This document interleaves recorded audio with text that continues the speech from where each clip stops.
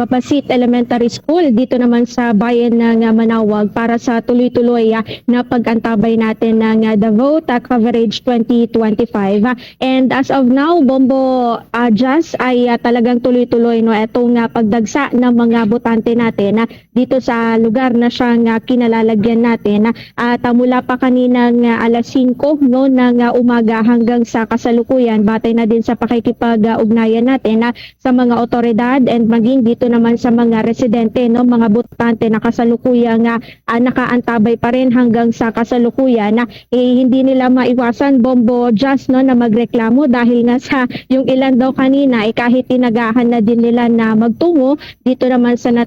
nasabing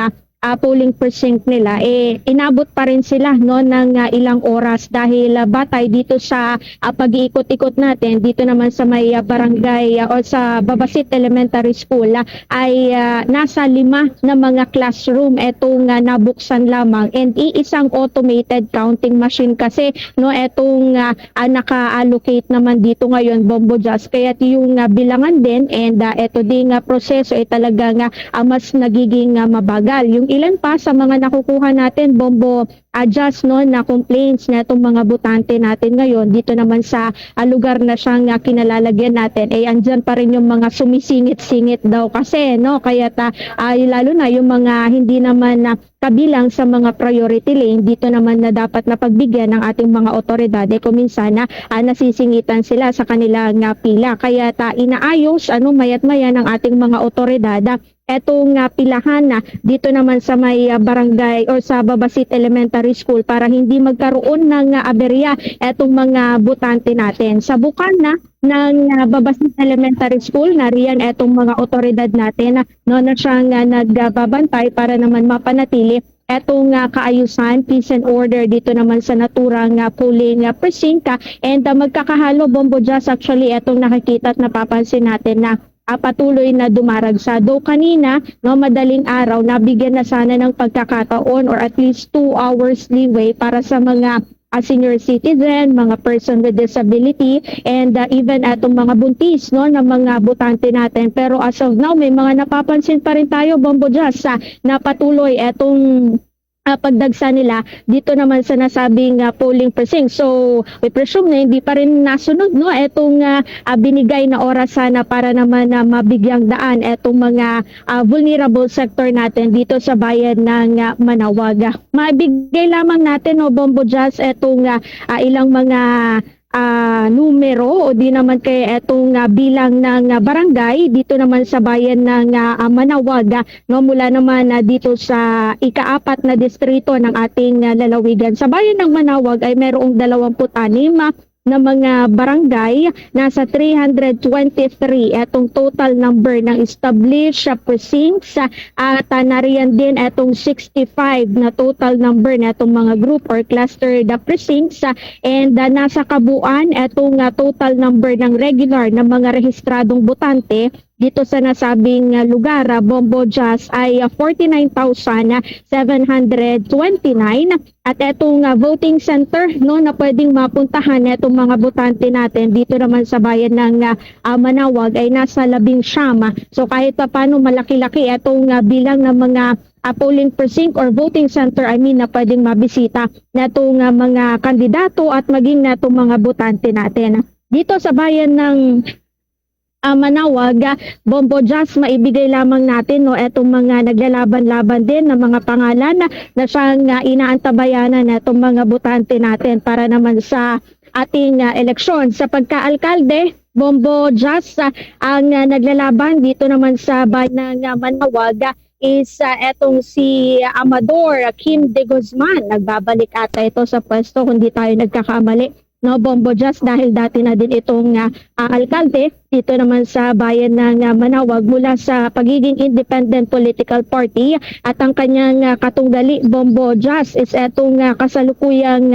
mayor, no, dito naman sa bayan ng Manaoag sa pamamagitan naman natong si Rosario Jeremy Jerico Bautista mula naman sa Lakas Christian Muslim Democrats sa political party. And as of now, sa pakikipag-ugnayan natin, Bombo Jazz, mula naman sa hanay ng PTCRV, sa hanay natong ilang mga nakatalaga ng mga PNP personnel natin dito sa bayan ng Manaoag, ay wala pa naman silang mga major ng mga insidente na nirespondihan na may kaugnayan dito sa mga botante natin, Bombo Jazz. Ikaw, nakita mo kasi syempre nag-cover ka na ng mga nakalipas na mga eleksyon. Makikita mo ba na may mga kumbaga progress, development, pagbabago sa mga ipinapatupad, especially sa dyan sa iyong kinaroroonan sa ngayon? As of now, Bombo, just for comparison natin, talagang ang problema pa rin, same old scenario ng ating mga botante. Nariyan pa rin yung mga hindi nila mahanap na mga polling precincts nila, yung numero, yung pangalan nila na kahit sa bungad pa lamang kasi meron na yung mga nakapaskil ng mga pangalan na itong mga botante na buboto sa isang voting center. Pero yun pa rin, kaya't nahihirapan sila. Pero so far naman ngayon, maging itong automated counting machine for comparison natin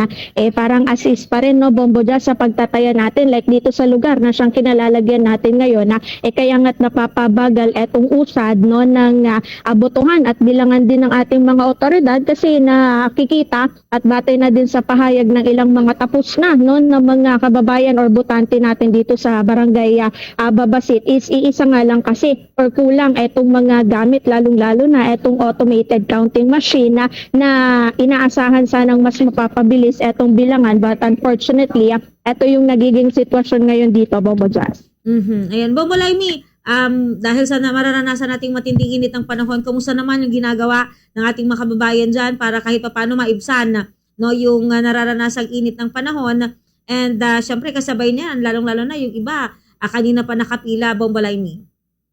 Yes, tama ka dyan, Bombo Jazz, kasabay na itong napakainit na panahon and dito rin talaga naging alintana para sa mga botante natin and maging sa mga kababayan natin dito sa bayan ng Manaoag. Actually, marami yung mga namataan nating nagbebenta na rin pagkakataon nga daw para sa kanila na kumita din kasabay na itong eleksyon or botohan ngayong araw ng Lunes. Kasi kung tutusin, kung normal na araw, hindi sila pinapayagan maging sa mga nadadaanan natin na maski sa buka na pa lamang, Bombo Jazz, may mga nakahambalang na kasi sa mga kakalsadahan na mas nagiging mahirap para sa pagdaan o kaya pagpasok netong mga abotante natin. At hindi lang sa labasan kundi maging dito din mismo sa looban ng mga voting centers natin. Samot-saring mga inumin, panawid na uhaw, nariyan din etong mga samot-saring mga pagkain na siyang naibebenta habang nag-aabang itong mga botante natin dahil sa haba ng pila, Bombo Jazz. Ito yung mga talagang makikita natin eksena. Aside yung ilan, nakikita naman natin na meron na silang mga sariling bitbit. Pasok pa lamang dito naman sa Babasit Elementary School, pero karamihan na din talaga mas ginugusto na lamang nila na bumili na lamang din dito naman sa mga nagbibenta ng mga kababayan natin, Bombo Jazz. Okay, go ahead, Bombo Laimi. Okay, so yan muna siguro, Bombo Jazz, etong ilan sa mga latest update, mga kaganapan naman live mula dito sa Babasit Elementary School sa bayan ng Manaoag para sa The Vote Coverage 2025. Bombo Laimi Perez para sa number 1 and most trusted radio network in the country, Bombo Radio Philippines. Basta Radio.